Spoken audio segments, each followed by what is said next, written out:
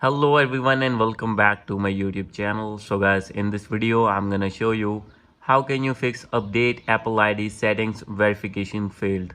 So guys, when you will receive a notification that is update Apple ID settings, and when you have click on that settings and you want to do any activity and facing the issue that verification failed, this application you have selected does not exist.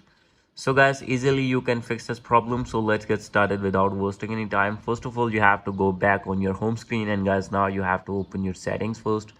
So guys, first of all, you have to make sure that you have connected with strong internet connection, and now you have to scroll it down. Click on screen time, and guys, you have to click on content and privacy restrictions. You have to turn it off, and now you have to go back, click on general, and from here you have to disconnect VPN if connected, and after doing this you have to reset your network settings.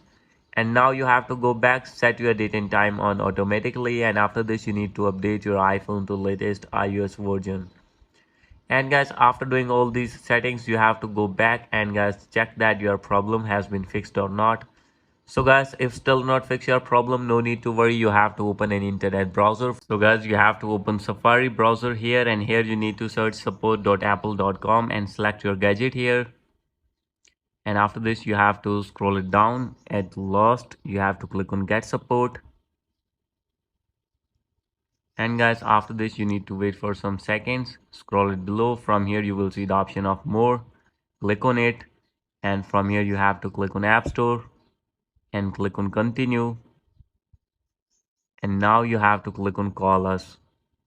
And guys, you need to call at these numbers, tell them your problem, and they will fix your problem as soon as possible. So guys, this is the video. Hope you like this video. If you like this video, please do subscribe my channel. Thank you.